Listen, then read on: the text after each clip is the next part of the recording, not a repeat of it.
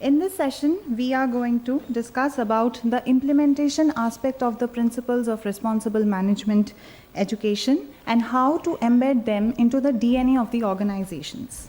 Formally, the session is titled Training and Sensitization for Responsible Management.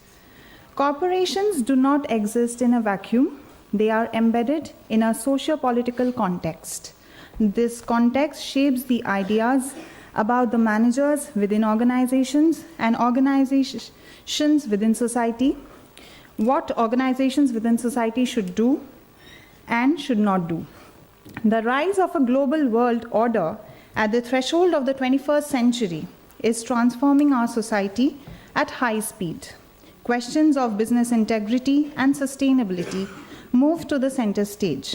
The focus is on how people who can understand the changing environment can deliver a management practice on what is acceptable today. Originally, business schools were founded with the goal to create management as a profession. Besides acquiring skills and techniques needed for effective management, business schools saw the management professions always in terms of using one's knowledge for advancement of societal interest. The B schools and the organizations have an important role to play in this regard. Business schools are responsible for educating the future leaders of this new, highly complex world. Social responsibility and workplace issues coexist. Some of these themes include greater transparency and increased trust and collaboration between stakeholders, business ethics, sustainability within organizations and between individuals within the organization, unethical and counterproductive work behaviors, equal employment opportunity for all, to name a few. The PRME, Principles for Responsible Management Education, can be seen as a manifesto for business schools to help shape the attitudes and behaviors of business leaders through business education, research, management, development programs, training, and other pervasive activities. To carry forward this discussion, I now invite Dr. Sailesh Gandhi, Professor of Finance, Indian Institute of Management, Ahmedabad. Dr. Gandhi is presently the Chairperson, Postgraduate Program in Management at IIM Ahmedabad, Member, Cost Accounting Standards Board of Institute of Cost Accountants of India. Dr. Gandhi has designed and conducted customized executive education programs in various countries like China, Egypt, Kenya, Kuwait, South Africa, and Thailand, apart from India. He has carried out several consulting assignments in the area of IT strategies, customized software development, financial restructuring, and strategy areas.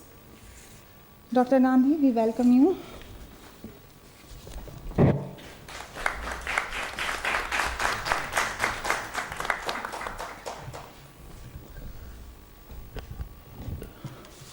Good afternoon. At the outset, I would like to thank IIM and Professor Rakesh Chaudhary for inviting me to be a part of this conference. Now, I was in dilemma after accepting the invitation that what should I speak? I had two options. One was to link my experiences and present my views on that, because exactly 3 decades back I was a doctoral student at IIM Ahmedabad. So my association for 4 years as a doctoral student, I had some idea about what IIMs were doing in those times. Then I spent 20 years in the industry before coming back to IIM Ahmedabad in 2004 as a faculty member. So one option for me was to look at IIM 30 years back and now, and then look at what has happened in the industry in between 2 periods.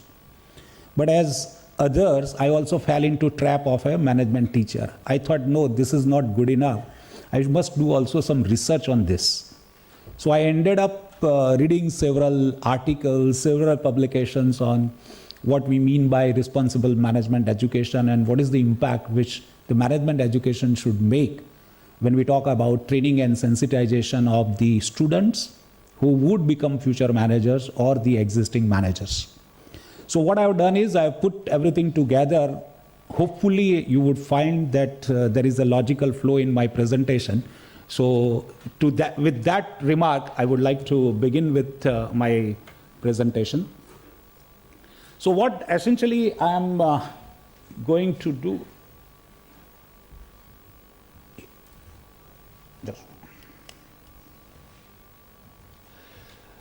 I'm going to take you through some of the ideas. First, the background, the business school concept, that why the business schools today have fallen into this trap where they have to talk about the responsible management education. There were issues of identity and legitimacy over a period of time. And then what major challenges these management institutions or business schools, as we call, are facing in delivering responsible management education, and how do this management school can position themselves to meet those challenges, right? And then afterwards there are a few references through which I have put all my presentations together. Let's look at the evolution of the business schools, right? When you look at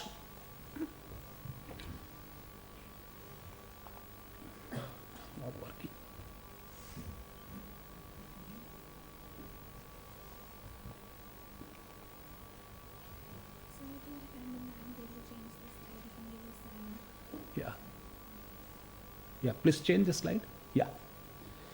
So if you look at the evolution, there were four major influences in the spheres of management education, namely France, Germany, the UK, and the US, in the development of business and management education.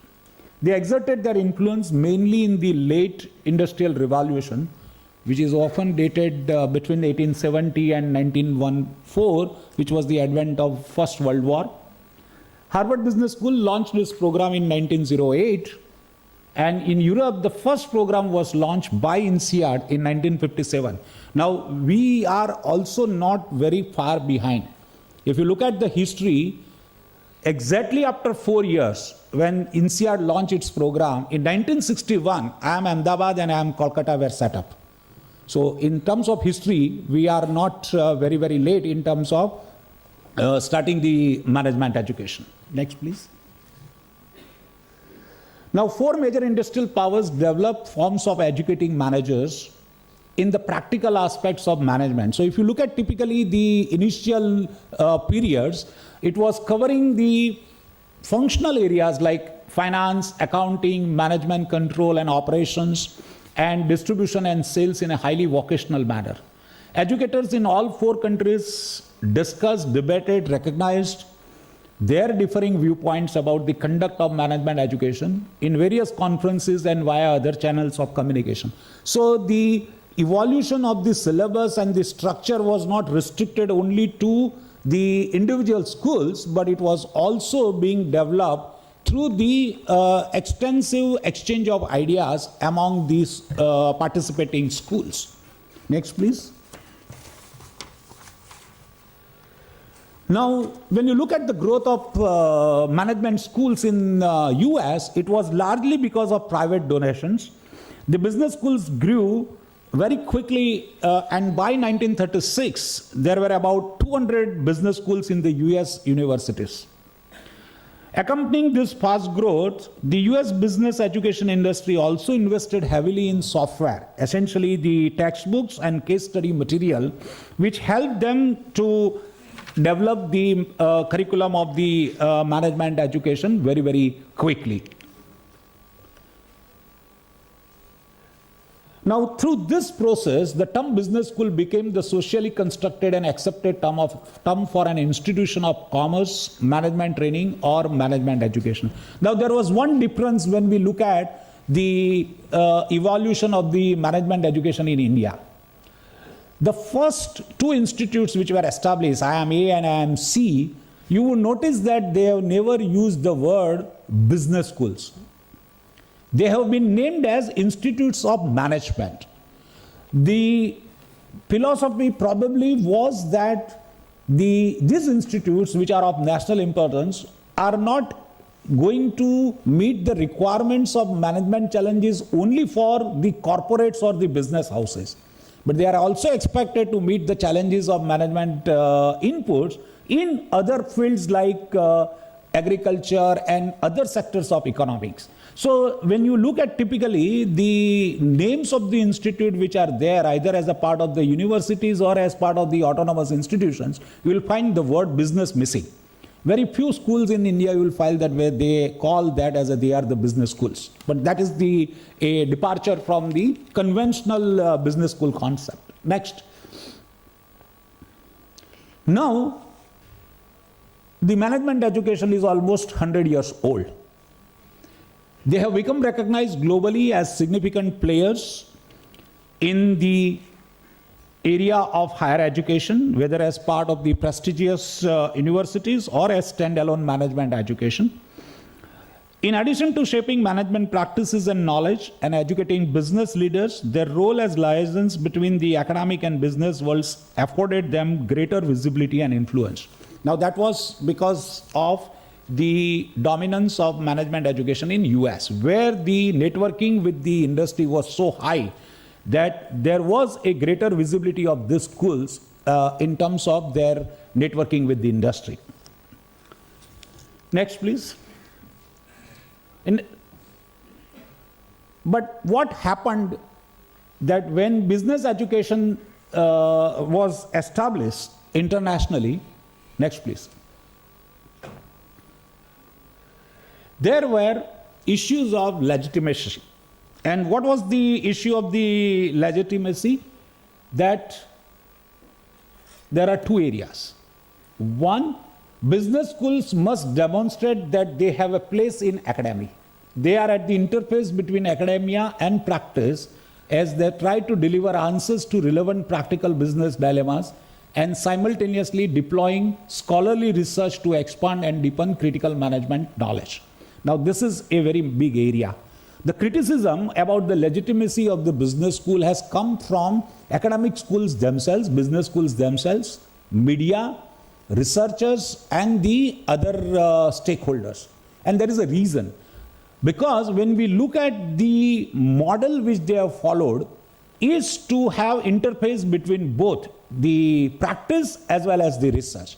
And there are issues that in the process of balancing between practice and the research, have they missed the bus on both the sides. So either I am not giving full justice to the practice, or I am also not fully justifying my research efforts. Next, please. Second, there is a fundamental question about the purpose of management research. Now, this is a very important question. Is it for managers or is it about managers? Is management education research is for managers or about managers? Business schools have embraced the scientific model of physicists and economists rather than the professional model of doctors and lawyers. Now, the case method pedagogy which we are talking about has come from Harvard Law School. Now, when we look at this predominant pedagogy which is being used in several management institutions have come from the practice areas of law and medicine. But when you look at management schools or business schools, they have not followed that practice-oriented model of the law or medicine. But what they have done is they have blended both the practice and the theory by following the physical sciences model or social sciences model. And there somewhere there was a gap between the practice as well as the research. Now, there are possibly two ways to manage the conflicting sources of legitimacy. First, there is a need to improve the context of research, and the second, whether the performance measures and mechanisms of research enhance the state of management disciplines or management practice. Let me share with you our own dilemma. We are also now part of global ranking process. And in the rat race of global ranking, the research has been a very, very highlighted component of a ranking. That's one. The second one is the accreditation process. Now, in accreditation, whether it is EMBA or EQUIS or any other accreditation, then the focus on research has been very, very high. Now, the question is that when you are pursuing the global ranking processes or accreditation processes, so far in the last 3 decades or 4 decades, what is the performance on research? And suddenly, you have a migration from the focus on providing classroom or other mode of education to a research. The balance between the two somehow creates a transitional problem. And when you look at the ranking of our programs, either PGP or PGPX, IIM Calcutta has also been now part of that ranking process. Now, when you look at the ranks and the dilemma which has created among the management schools, that in order to focus on the ranking, what should be the focus area as far as the management education is concerned? Should it be research? Should it be education? Should it be a combination of both? Now, these are some of the issues which are arising when we look at the legitimacy part. Now, when we look at the research part, there are also issues. When you look at certain domains like finance and accounting versus operations, supply chain, information technology, etc., how many A category journals are there in different domain areas? So when you look at the dilemma within the Management Institute, I have set of faculty members who are in the area of operations research, supply chain, IT, and etc., versus there are certain disciplines where the distribution of A category journals or FT50 journals, etc., is very, very limited. And hence the scope for publishing in A category journals in some of the domains is difficult as compared to the others. Now, when we look at the dilemma within the management school and the focus on research versus teaching, this also is an important dilemma, that what happens to the distribution of the rewards and promotional policies in one discipline versus the other discipline. Unfortunately, there are many schools where publishing in Harvard Business Review is not considered as an A category journal. Now, that's an irony. Our IIM Ahmedabad does not consider publication in HBR. HBR is not considered as A category journal. And the look at the nature of articles which are there in HBR, which are all practice oriented. So now you can see the dilemma which the education, when you classify A category journals, where do you position the journals like HBR? Next, please. What are the major challenges in delivering responsible management education? The first one is preparing students for the next economy. Now, all of you are aware of the role of the technology in the next economy. The new industries are being built that revolve around convergence of technologies such as computing, communication, and engineering. Curricula must reflect how radical technological innovations and competence-destroying innovations change the nature of the competitive markets and require the development of the new competencies, skills, and capabilities.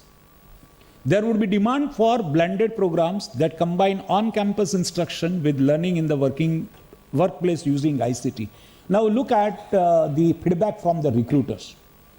If you really listen to the recruiters, the criticism which comes from the recruiters about the students of the top level business schools in India is that yes, as far as theoretical knowledge, as far as the analytical abilities are concerned, they are excellent.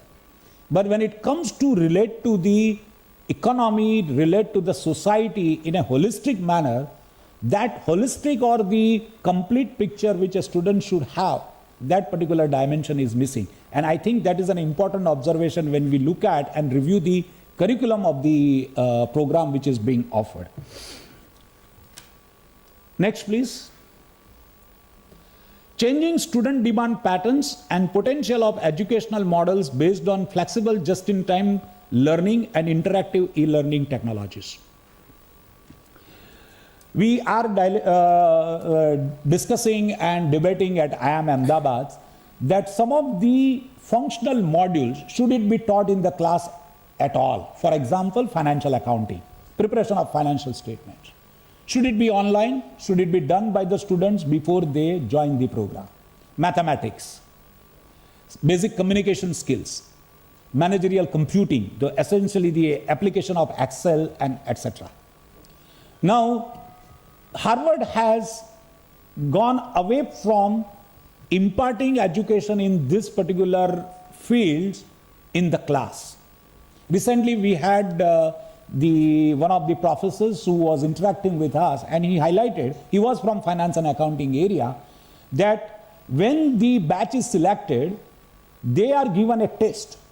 And if any student gets less than prescribed marks in these areas, essentially the accounting, computing, and the communication, etc., then they are called for preparatory program before the regular program begins. That means they have to attend this program in June. And they have developed massive online education platforms for the purpose of imparting the education in this particular mode. And now they are going to expand the scope because they have invested heavily, and then they want to expand the scope of this online courses, where if you complete certain number of courses, they would give you a certificate. And on the basis of that certificate, some other schools give you waiver in those subjects when you join the management programs. Now, when we look at the third dimension, social factors including population aging and increased life expectancy, a need for lifelong education to retain excellent employees, like say shorter degree programs, the project and team-based content and experiential learning, changing employment patterns leading to a rise in retirement age, and older employees have retraining needs but possess considerable work experience and a commitment to the workplace. Now, this is also a very, very significant observation. We have 1,200 students in long duration program, of which 80% of the students are in the age group of 22 to 26. Only 5% of the students in a long duration program are in the age group of above 35. But yes, to that extent, we are meeting these challenges by way of providing executive education. And there about 3,000 to 3,500 executives are trained. So the aspect of older employees requiring the training or a lifelong training experience is also been considered. Next, please. Globalization, I don't want to elaborate more on this. We know what kind of challenges globalization has posed. Customized education program, ability to work in cross-cultural environment, in cross-functional teams, and education focusing on think global and local, right? So these are some of the challenges. And now, few minutes on how the management education can be positioned by the management schools into to face these particular challenges. Next, please. One, business schools would require to broaden the market and the mission. They would need to gain society's respect and relevance for long-term survival and growth. And this is required by creating value for all of its stakeholders. So not only for shareholders, but all the stakeholders who are associated with the organization, there has to be a need for creating the value. Targeting markets that include both public and private sectors and not-for-profit organizations. Now that's also another requirement. When you look at our own curriculum, out of 450 core courses, core sessions in the first year, we have 30 sessions which focus on ethics, social and cultural environment of business. Look at the percentage distribution, where sensitization about the society, environment, etc. is there. Yes, we have a range of electives which address this kind of requirements, but then elective is a marketplace. It depends upon the students whether he is interested in those kind of electives which focus on society, ecology, environment, etc. Next, please. Focus areas for the management schools being environmentally sensitive. So curriculum and the courses which require to focus on that. Moderating one's consumption of the world's resources. We already talked in the morning session about this. Sensitive to the plight of the poor and dispossessed. Improving quality of life of workers. Even Professor Prahlad's observation on responsible manager are worth quoting. He says, a responsible manager requires to understand, please, yeah, continue. Next, please. The importance of non-conformity, develop the ability to put personal performance in perspective, so focus on humility in success and courage in failure. Next, please. Be ready to invest in developing other people. Learn to relate to those who are less fortunate. Be concerned about due process. People seek fairness and not favors in the organization. Assume responsibility for outcomes, for the processes and people you work with. And finally, remember that you are part of a very privileged few. Balance achievement with compassion. And finally, the last one, please, next one. Now here, in the morning, people talked about triple bottom line. Now here is a triple bottom line scorecard of a company, which is a South America-based company called Amanco. It's a profit-oriented organization, but their strategy focuses on 3 dimensions: economic performance, social performance, and environmental performance.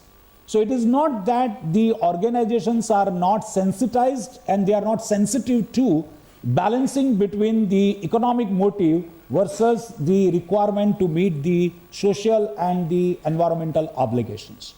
This is my last slide, and some of the references are there. Thank you very much for giving this opportunity. Thank you. Thank you, sir, for your insightful lecture on the evolution of business schools and the challenges, and also how to position and take care of the responsible management education in schools, business schools, how to embed them. Now I would like to invite our next speaker for the session, Mr. Raj Nehru. He is the India Business HR Leader at Concentric Cinex Corporation. Mr. Nehru has over 20 years of cross-functional experience, with around 9 years with IBM Global Process Services.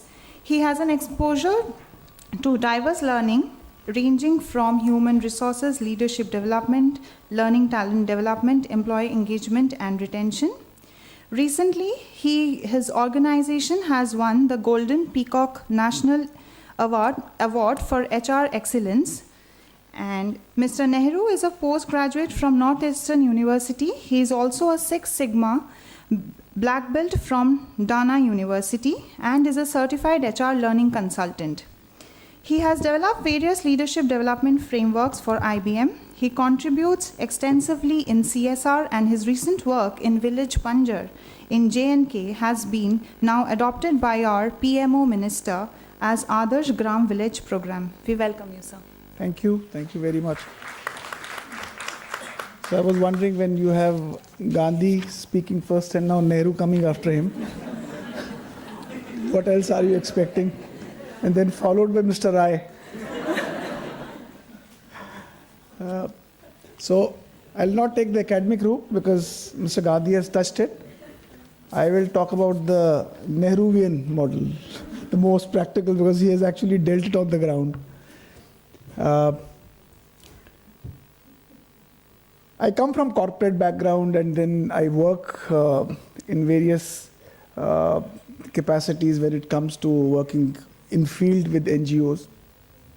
And when the subject was shared, what is the responsible management and training, the first thing was, how do we understand responsible management? And what comes to my mind is, as long as you don't experience the pain, you will never understand the pain, what pain actually is. So I was thinking while I was coming here, so many examples were coming to my mind. And one very recent example, when New Year was over, we were in a party, and I heard a couple of people in the group talking about their maids. And I'm sure this is the biggest problem. And all ladies sitting here will agree with me. You can get everything, but you won't get the right maid at house. But then I was surprised how people were talking about how they treat their maids. And so one person was talking, when they go out of the house, how they lock the fridge because they don't trust on the person, so they will keep the food for the person, which they think is sufficient for the person to eat, and the rest of the things will be closed and locked.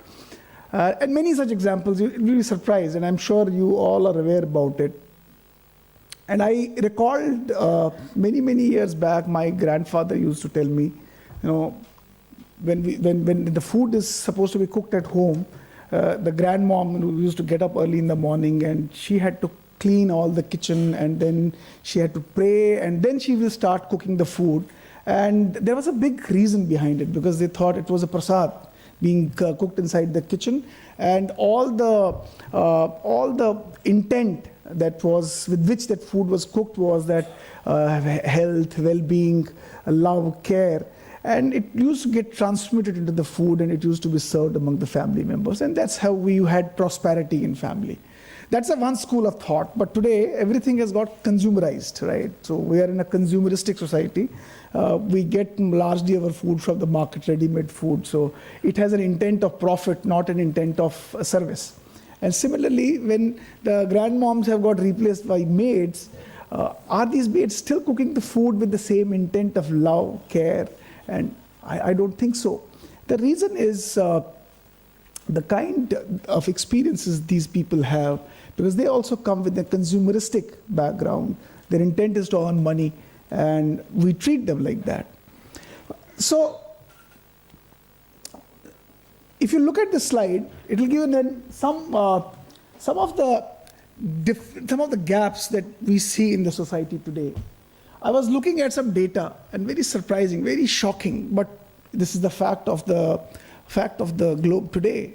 Almost your 12%, 85% of your wealth in the world today is with not more than 9% of people, and almost 45% is only with 1% of people in the world.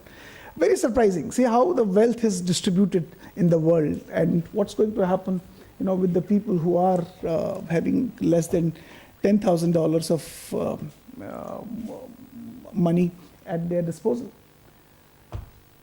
In last couple of years, very surprised, this is a Forbes data. This morning I picked up from their repository, and surprisingly, in last 5 years, the world billionaires have doubled. That's not the surprise. Even the surprise is their earnings have tripled, which means the way the entire wealth is getting polarized at one side, and it's leaving kind of pain and concerns in the rest of the society. So it's another area of concern, that's very important for us to notice. This is one more important data that how our people today live, where on the one side you have millions of dollars for your consumption. There are people who live with an average of $10, but when you go to the poor countries, you will not even find people having even as $1 for their food to eat. I picked up some data for your consumption only. As per UNICEF, more than 22,000 children die each year due to poverty. Because they don't. Sorry? Each day. Right? Based on the enrollment data, more than 72 million children of primary school age in the developing world were not in school in 2014, and more than 51% among them were girl children. Less than 1% of what the world spent every year on weapons was needed to put every child into school, and yet it didn't happen. But we still continue to spend on the weaponry to protect our borders, and infectious diseases continue to blight the lives of poor across the world. An estimated 40 million people are living in HIV/AIDS, with 3 million deaths every year. More than 300 to 500 million cases of malaria, with 1 million fatalities. Africa accounts for 90% of malarial deaths, and African children account for more than 80% of malarial victims worldwide. Some 1.1 billion people in developing countries have inadequate access to water, and 2.6 billion lack basic sanitation. 1.8 million child deaths each year as a result of diarrhea. 2.2 million children die each year because they are not immunized. And 1.6 billion people, a quarter of humanity, live without electricity. If you go on, the list is so long. In each field, you will find there is a huge imbalance. And surprisingly, if you look at a couple of data points, where the global spending is a priority versus where it should have been as a priority. Look at cosmetics, only in US is more than 8 US billions as a spend, and alcohol and narcotics, more than $100 billion as a spend, versus look at the basic amenities that people are today struggling to get, where we are budgeting, as for UNICEF, $6 billion or $9 billion or $12 billion. That is the irony. That's the irony that our system, our society is going through. And what is important is, as long as we are not aware, there will be no propensity to change. As long as we don't understand the pain of the other person, we won't create that sense of responsibility in ourselves. Because that responsibility will only come when we are aware about that pain, when we have understood that pain. So I thought I'll just pick up these data points to help you understand what's happening in the world.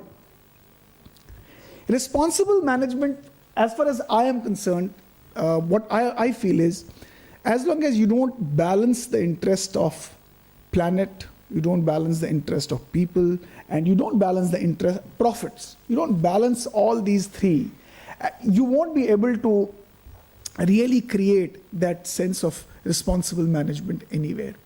And when it comes to people, it's how we treat, say in offices, you don't have maids, but you have pantry boys, you have housekeeping boys, you have security guards. How do we treat these people? Not only the contractual staff, I'm asking people in the other set of people who are in the lower strata, who don't have higher power rungs with them. How are we treating them? So what I understand from responsible management is that it's how we treat people who are less powerful than us, how we treat people who have little power, that reflects our deepest probability and more subconscious beliefs as to what we think as human beings is for them. So it's how we treat resources of the mankind. It's what is available to you. It is how we use the power, whether as a manager I have got some power, as a CEO I have got some powers, or as any person in the hierarchy I have got the powers. How are we actually using those powers for balancing people, planet, and the profits that we have earned? That is very important in my sense. I remember a couple of months back, and I owe it to Mr. Rai from IILM, because I'm very much influenced by this institute's value system. As an individual, when J&K had the floods coming in, we decided to go and help them. So we formed a small team in my office, and it was all voluntary, and we collected lots of material, food and everything, and we went to J&K. We went to a village. The village name is Panjar. This village had families from a village called Sadal, where more than 50 people had died on the same 6th of September. The landslide had killed all of them, and they had been shifted to this village, Panjar. So when we reached this village, like others, we decided, why should we dump material with them? Why don't we stay with them for the night? And we experienced their challenges. Believe me, that night changed our thought process. Rather than giving them the material and coming back to Gurgaon, we stayed there with them in the camp for the night, where they had no power, they had no water, they had no electricity, they had no things which can keep them warm. They were all living in the tents. And in the night, we played with children. We realized that the need was not food only. The need was they are living in the most difficult climatic conditions, and they wanted a right set of housing for them. So we thought, we can't provide you the houses. So they said, if you really want to help us, give us some hutments. And government was not there in a mood. They were wanting to shift them to some other places. So they were very much worried about it. I called Mr. Rai here, and I called many people, but first I called Mr. Rai, where I got a lot of encouragement. He said, if this is the problem, let me see. He called, some of his daughter is with one of her friends is part of one of the company, Bhushan Steels. She called her mom, she called her general manager marketing. He called me in Panjar, and he said, what do you want? I said, who is this? He said, I am from Bhushan Steel. This is how I have got a call from my office. The lady chairman wants us to help you. I said, I want 10 sheets. He said, how many? I said, I want this number. He said, you will get it. The moment he said, you will get it, suddenly some sparks went inside me. I said, is it possible? We can create houses for them. And believe me, after that, there was no looking back. And today, the same village, we adopted that village. In last 4 months, we have constructed 50 hutments. Now, the same village has been picked by the PMO Minister, Dr. Jitendra Singh, as Prime Minister's Adarsh Gram program. And now on 21st, we are going to that village for inauguration. What I am trying to tell you is, as long as you don't experience the pain, you will not understand the pain. And it is important. In corporates, if you really want to do this, you really have to go and spend time.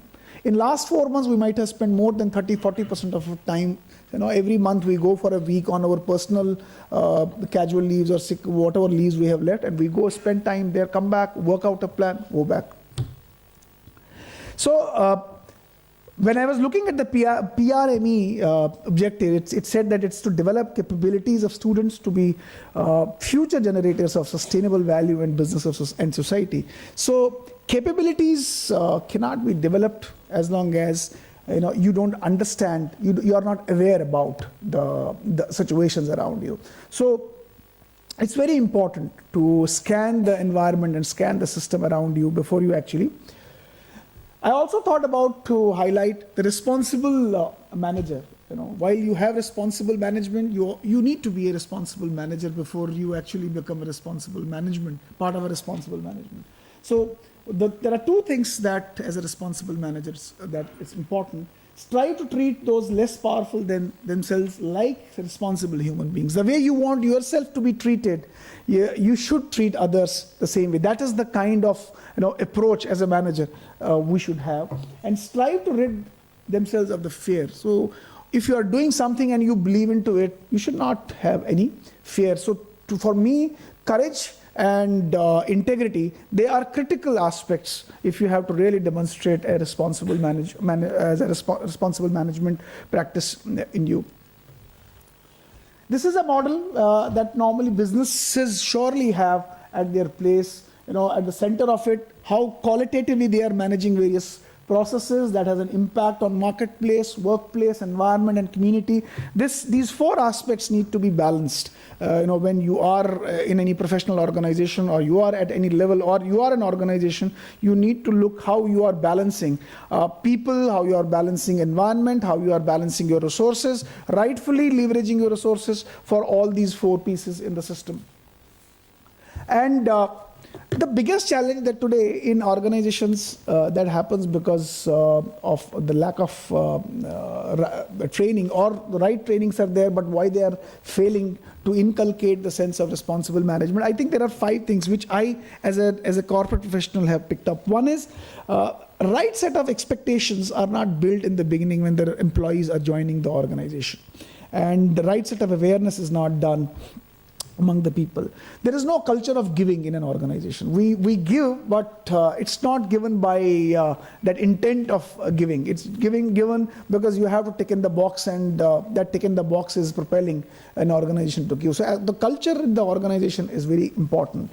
The third is there should be a motivating environment. If managers are not rightly behaving with their people, they can't expect them to be motivated to come and contribute towards the larger part of the society. So motivating environment is very important. Then the recognition. So people who are coming forward and contributing, there should be right set of recognition institutionalized in the organization. And it should not be a lip service. No, it should be genuine, and managers should demonstrate this genuinity with integrity. So, before I close, I have a very beautiful story, which I am personally very inspired. It's a Chinese story, and it's about a king who didn't have any kids, so he wanted to announce a new king for his kingdom. So he called all the youths of the kingdom to his palace because he wanted to select one. And when he called all of them, so he gave them a small seed and said, you go back and nurture it well and come back after 1 year and I will examine and then I will decide who should be the king. So all those youngsters, they went back, and there was one boy also, his name was Ling. He also got the seed. They went back to their villages or towns. So as the time passed, in this village, the Ling, along with his other class youth mates, they used to meet every day or every second day to discuss how their seeds are growing, because each one had put them into a pot, and Ling also had got one small pot from her mother, and he was also putting water every day into it. So students were discussing, these youths were discussing, and people were talking, my seed is coming up, it is germinating. But Ling could not find anything germinating out, and he kept on watering it. Nothing comes out of the pot. So youths kept on discussing. The plant was growing, flowers coming out, and Ling was completely surprised. What's happening with my seed? Nothing is coming out of it. So as the time passed, 1 year happened, every student was very gung-ho because they had big plants, flowers, and green leaves on the plants. So they decided now they had to go back to the king and to show him. So Ling was a little reluctant. So he said, I don't think I will be able to go. So he tells her mother, Mom, how can I go? I don't think I have anything to show him. So the mother says, no, you still have to show him that there is nothing. So you go. So you be honest, you go. So he goes to the kingdom. So all the youngsters who are coming with beautiful plants, flowers, and all the green leaves around it, and king goes for the inspection. So he inspects one by one, and he sees green flowers, green leaves, flowers, and students who had come there, they were looking very animated. They were looking very happy that their pot will be selected. And suddenly king sees that Ling's pot without any flowers. So he asks him, what happened? So he said, sir, I have been watering it for the whole year, nothing came out of it. Okay, so king observed him, noticed him, moved forward, and then he, after some time, addressed all the students and youths. He said, you see, I'm very happy. All of you have done a good attempt to help your seeds grow up, but I want to call Ling to the front. So everyone started laughing at him because he was carrying a pot without any plant, so people were laughing at him. And then king told everyone that, see, I had given all of you, boiled seeds, and they were boiled to the level that they will not grow. And I'm happy that you have still grown flowers out of it, but Ling is the only one who was very honest to his seed, right? And he was fearless in coming and showing that he could not grow anything. So here is your new king. I guess if this integrity is demonstrated in all our behaviors day in and day out, how good our society will be and how responsible our management and managerial skills would be. Thank you. Thank you, Mr. Nehru, for the engaging and very thought-provoking session. I would like to invite our final panelist for the session, Mr. Vijay Rai. Mr. Rai works as President and Chief Executive Officer with PowerCon, an innovative company engaged in the business of providing renewable energy management services, sustainable development, integrated knowledge management, capacity building, and thought leadership solutions in key growth sectors. Mr. Rai is on the non-executive board of Solo Energy, also an innovative company in the business of developing solar power technology solutions and renewable energy management. In November 2010, he represented renewable energy from India to West Asian countries as a core member and spokesperson of the CEO delegation accompanying Honorable former President of India, Srimati Pratibha Devi Singh Patil. Mr. Rai is a member of Expert HR Skills Labour Council Core Committee of ASSOCHAM and CII and National Human Resource Development Network. Very recently, in April 2013, he has also been conferred with National Green Star Award on the occasion of World Health Day for the promotion of green and exceptional contribution towards environmental preservation. I invite you, sir, to share your views on the theme.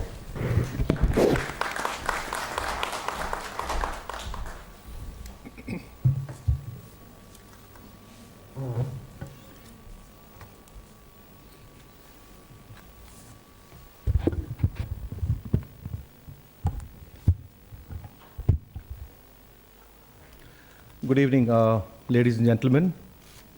It's a proud privilege for me to be invited here by Dr. Chaudhary and to address this August gathering, which is here for the second PRME summit, if I'm right? Second PRME summit. Firstly, I would like to congratulate IILM for being an important, not only a stakeholder, but an important signatory for the PRME, which is a very, very proud feeling, because not many institutions in the world are ranked or branded as champion business school, which I understand. So IILM, a big round of applause for IILM, first of all, for joining the band of 550 business schools who have participated in the process of building responsible management education, and hence contributing to the overall sustainability development goals of the United Nations Global Compact. I've been quite fortunate to be involved with the Global Compact of the UN and also as the Green Volunteer, Green Ambassador for the United Nations for propagating and also institutionalizing the agendas set by the United Nations in the areas, specifically in the areas of education per se, but mostly in the environment and the energy sector. And you would also be happy to know that last year it was, we had hosted one of the World Economic Forum's initiative on sustainable energy and economic environmental management. So I'm sure most of the people whom I could sense from the gathering is either faculty or students or some delegates. Am I right? Is that the sense of the house? So since I started after Nehru now, so I have to be also kind of justifying myself because when Gandhi spoke and after that Nehru spoke, after that, do you think I have to speak? Because it is a tough order. But if you look at the session's objectives today, I was wondering that, and I'm quite happy to see you here as the representative from the PRME Secretariat. So I'm quite happy to be here this morning following Mr. Nehru now, because when Gandhi spoke very loudly about trusteeship. And you'll agree with me that no amount of book which you read would give you that much of information which you get by reading Gandhi's philosophy. I'm talking about the father of our Indian nation, Mahatma Gandhi, about trusteeship, that businesses are all trustees. So if I just need to capture this in essence as to what it means, because trustees are generally not just for profit, but trustees are the guardians of, and very often I find that the world blames the business, and I have been attending so many conventions, that business is the key exploiter of resources and consumption and unethical way of doing business. So a lot of times which we hear that business is not done in a responsible manner, in a morally responsible manner, or complying with the legal requirements. So I would touch upon what Mr. Nehru said, that we need painkillers to relieve the pain. Do we need painkillers? That's one approach of creating a sustainable world. Do we need painkillers, or do we need to first understand the pain and have painkillers to relieve the pain? So that's one approach which is quite, I would say, not very sustainable. So that approach is a very reactive approach to leading and managing in the new era, which demands more from us. And in the era which wants more, ye dil mange more, to do more with less, for more, to do more with less for more. And hence, the organizations today have to understand, and they have started understanding, because in the Global Compact we have, initially when we started the India chapter in Global Compact, I heard not many people speaking very positive about the mission, which was the agenda which was set by Global Compact, because then the organization, the businesses commented and said that, are we here for charity? Getting a point? So how do we really do business in a world which is very, very volatile?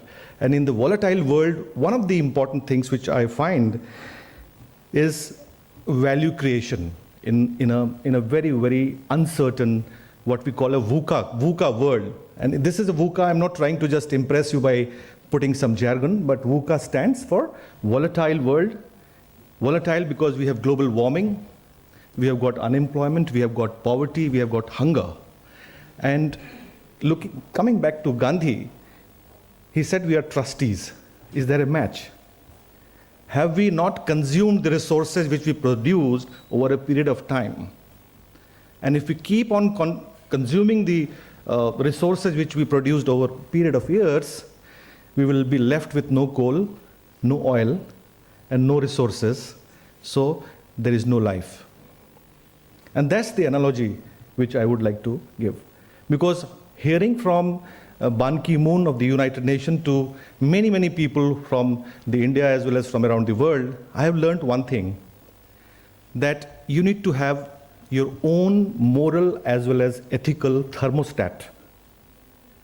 And I'm borrowing this from Professor Chakravarti of Indian Institute of Management, Kolkata, who was speaking about value creation or value-based way of leading and managing in this world. So one of the key principles of PRME, hence it stands for purpose and value. And if I read the sharing of the information progress report of the PRME, if I must have read and glanced through about a couple of countries' report before I came here, and I find a huge amount of focus given on philosophizing on more on the purpose and the values rather than more on the methods and the research, and then it comes the dialogue and the partnership. It's not easy, it's challenging, because when we look at today, technology itself, it's become so much pervasive and so much of a great enabler. Earlier it was brick and mortar, you have to design or destroy your whole organization structures. And I'm not coming from a philosopher point of view, but I'm saying that what is the purpose of your existence? That is the key, that is the starting process of any organization or any business or anything which you do in life. So this is what we started asking all of us in the organizations. I remember when we were driving for a next level change and transformation for our organization, we asked this fundamental questions because we got this from and I have been a part of the Millennium Development Goals, the Indian stakeholders from that side, and we have said that unless we keep a target to reach somewhere, we'll be always talking till the cows come home, and we'll never be able to reach there, unless we keep targets and measure. So to the context of the subject, I would like to stick, because I can speak for hours on this subject, and hours and days on this subject. But if you look at corporate social responsibility, one of the key pillars of we have got a mandate in India, the new mandate, the new draft from the Companies Act, and it was strongly felt, and I was a part of the GIZ, German counterpart, which designed the Indian guidelines, draft guidelines, which is called the Voluntary Guidelines for Environmental, Social and Economic Performance. And this came very handy for the businesses, because it was very difficult for us to implement responsible business and responsible management in organizations, because unless and until we have right information, right awareness, and that is one of the key points which we found, people are not available, people did not know as to how do they go forward, what kind of format is required, what kind of strategies they would have to follow, what kind of skills are required for that. So to implement PRME in education sector, or as an important stakeholder, as a business stakeholder, which is the enterprise and the education sector, both. If you look at the enterprise sector and the education sector, it has to work hand in gloves. In the Western world, this has happened in a quite better manner. So what I'm saying is, first principle, when we say purpose, for organizations to succeed, what we felt, that unless we create a leadership band and a philosophy which is clear, when Gandhi says, I will just quote from Gandhi, a leader with vision has a clear and vivid picture of where to go and a firm grip on what success looks like. So we have to ask these questions: where are we? Where do we want to go? And how do we go there? And how do we really do business in this world? So we had this small catchword which we had flashed in our organization that says that doing well by doing good. So leaders have to understand, and we did a large conference on this, large summits on this, and we tried to train and orient and what we call the sensitization, which is the context of this paper, this session today, sensitization and training for the entire band of management to at least prepare them, to make them aware. The first thing is awareness. And then the second part was, once the awareness was there, how do we build commitment? The second part of sensitization and training was building awareness on the basic premise or the goals of the UN Global Compact, or for that matter, even the GRI, or maybe ISO 26000, or corporate social responsibility, or various other environmental management standards. What happened as a result, various line managers, functional managers, various other people, they kept on asking this question within the house, within the enterprise, or outside the enterprise, in global compact conferences also, that which are the practices or which are the metrics which we should use to report. Because people did not know, first of all. Then they did not know how to implement. And if they don't know how to implement, they will not be able to track or measure, right? So that was one key challenge.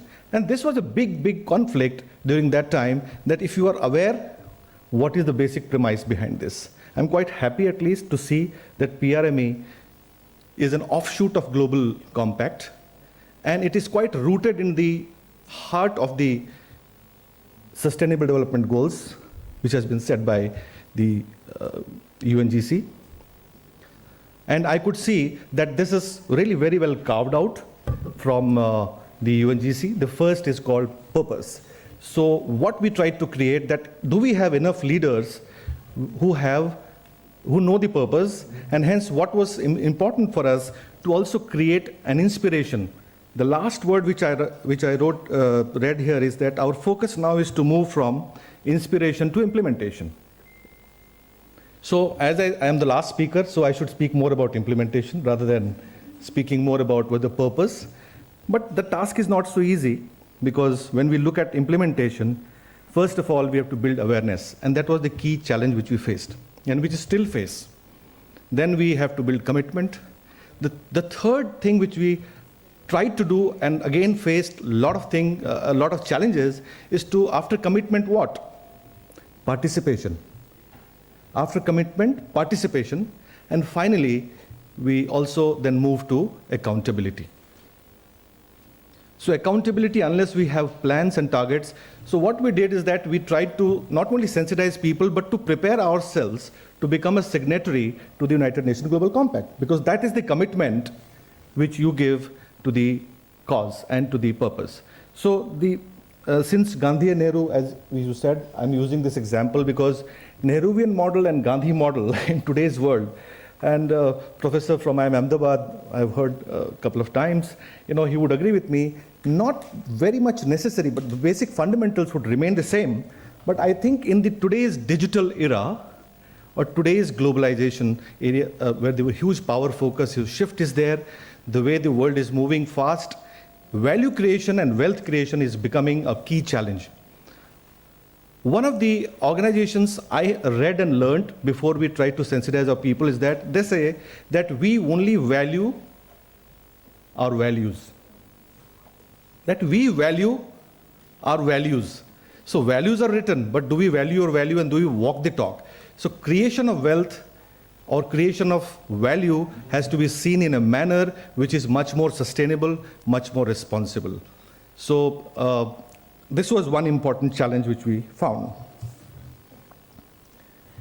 The second thing which we have to sensitize our organization was that, look, you have to make profit at the end of the day, And as you have mentioned in your last slide about that financial perspective and the balanced scorecard perspective, it's absolutely right. But how do we really embed that into the functional stream and the mainstream of an organization? That is not an easy, because the culture becomes such an important driving force to inculcate or to embed everything in a very practical manner. I'm sure when you do internships, that's one way of looking at learning from education to enterprise. How do we move? How do we go? Because I have surveyed some couple of institutions. Right now I was coming from a board meeting of one of the business schools. Just 1 hour ago, I was in the board meeting of a business school. And I had told them about principle of responsible management education. They're not signatories yet, but I'm sure they still have a short-term focus. Now you will understand what I am saying. So, and you would see when the need is there is a market need, there is a compelling market need, and then there is an innovation happening, and there is a solution to that, then the game changes. Because if you do not understand the need, if you do not understand the implications, you do not innovate solutions, then the game does not change. So the game is not on, the game finishes there. So the challenge before all of us is to that, whether we survive or thrive in the changing world. VUCA is volatile. I have a short way of describing VUCA in a much more palpable, understandable manner. VUCA is volatility. When you look at the overall noise in the world, overall problems in the world, we will never be able to get an end of it. So we need to understand from volatility to vision. So we need to move from volatility to vision. Cut out the noise, have a clear, compelling vision, which Gandhi said again. So I'm continuing with what Gandhi said, that a leader with vision has a clear, vivid picture of where to go and a firm grip on what success looks like and how to achieve it. Leader must share the vision and act upon it. He must communicate clearly and passionately. In building up the awareness to commitment levels, we face this problem. Because once we have a vision, how do we have a shared vision and commitment towards this was very, very important to us. Shared vision and commitment. And how do we really create small models which are much more workable and which will give us small victories and small strides? How do we empower teams? How do we hire the right people? That is always a bigger challenge. Same challenge which happens in any business school, how to hire a good faculty, how to train them, how to have much more relevant, meaningful research happening, what kind of pedagogical innovations, what kind of caselets, case studies could be introduced in the business school so that you do not just produce a degree, but give an education which is much more responsible, much more relevant, much more aligned to the business. And when you go there, you finally take on the mantle and develop whatever you want to in the business. So since the time is very short, I would again stick to Gandhi right now for the moment. Gandhiji said, 7 deadly sins in this world. There are 7 deadly sins in this world. Wealth without work. Because we are so scientific mindedness. The values, the future values which is demanded from all of us in the world actually is not scientific mindedness, but sacred mindedness. Where the values grow into you. You do not grow into the values. It could happen like that. So wealth without work, he said long back. Pleasure without conscience. Knowledge without character. Do we really build this in institutions? Business without morality. Business means commerce, trade. We always look at quick short-term profits. Short-termism. That's not sustainable. And morality means ethics. And PRME also speaks about it. Science without humanity. We are so digitized. I was very happy to see this, that the digital world will create great human beings because we have created great supercomputers. But I see sometimes that this digital world is also dehumanizing people who do not have emotions, what we call the emotional quotient. That's very important to survive and do business, doing well by doing good. Then religion without sacrifice doesn't happen. You have to make sacrifices. We have so much of internal war and internal mistrust within the societies, and so much of fragmentation. And there's still a big question about access, equity, and all those things. Politics without principle. So these are 7 deadly sins. Mr. Gandhi already started this by saying, and I'm ending by this saying, that if you want to really grow and do your business in a responsible manner, purposeful leadership, inspirational leadership is the key criteria. It flows from top down. We need to build leaders who know the purpose, are inspirational, and then they become transformational to transform the world, which goes much more from just basic transactions to creating innovative solutions, sustainable solutions for the whole world. And for doing that, we also had one quick formula for that, what we call LEAP. We have a leaders training program, and we had LEAP. What we call LEAP is that leadership excellence through awareness and practice. Unless we are aware and practice, we'll not be able to reach the goals. And small strides would give you bigger strides. Start by thinking what is impossible, then start thinking what is possible. Do that, and you are already doing that impossible. So you can already do that. So I would suggest, to coming to Nehruji, that painkiller is sometimes not necessary. Sometimes we need to go to the basic structure and design of the system and DNA of the system and ask these questions to us, that do we need painkiller, or do we need to metamorphose? Do we need to really reinvent ourselves as an institution, relook, rethink before we talk about reusing or reducing? And for some time, we need to give not painkillers, but vitamins also, because vitamins are also very important. So in order to have sustainable growth, we need to have corporate governance, which is very important. And that's why we have corporate governance standards in the companies. It is at the board level. There are all reportings which happen. We also learn from reportings, by the way, let me tell you. Unless you report, unless you share your progress, you'll never be able to learn, because there is so much to do and so less time. So once you keep practicing, you learn by disclosures and reporting your progresses and the best practices. So somebody has to model the way. I'm very happy that ILM is modeling the way, not only having a shared purpose or a shared leadership or shared vision for that purpose.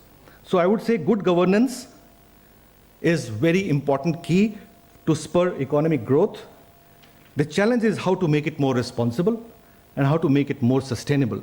We need much more collaboration. We need talent. We need technology. We need skills. We need participation, collaboration, sensitization, training, certification, and adhering to the best practices standards in the world to make the world a much more better, sustainable place. But as in end, I will give you 4 points, which you should carry home. When we do sustainable governance and when we do corporate governance in this world, which is governance is a very big word today, we need to have 4 or 5 different things. Rather, I would say, unless governance is predictable, it is not going to work. Because philosophical level of governance, sometimes I do not agree with the Prime Minister on governance issues, because he is himself a leader, does not have a team which he can carry, who could really translate his vision into reality right now. And so his own vision is limited to his own coterie and thinking, but we need to have more predictability. And second is more transparency in the process of action. Then third is accountability. So awareness and commitment I have already touched. Predictability, transparency, and accountability is very, very important. So I personally feel, and I'm urging business schools to keep championing this cause, and I'm sure in the times to come, many more business schools will be given this important brand of champion business schools, and I'm sure the head of PRME is already here. He's looking at many more schools. I would wish that many, many more schools which have not joined should join, because that is the call of the day, call of the hour, and we as business, as an important stakeholder, will do everything to support that process and have a very meaningful exchange and dialogue, so that we partner with all of you to create this important legacy which we can leave before this world, so that the whole world becomes so very sustainable. I have much to say. I'm sure the time is very short, and I'm already very stressed because I've been driving and running within the city, within the traffic jams you could see, and that has already sapped my energy while I come from the energy sector myself. So I wish you happiness, And don't just look at GDP, look at gross happiness index. Because if we are happy, if we are smiling, the world is livable, sustainable. Thank you very much. Thank you, sir, for sharing your views on implementation of principles of responsible management in B schools and organizations and the society at large.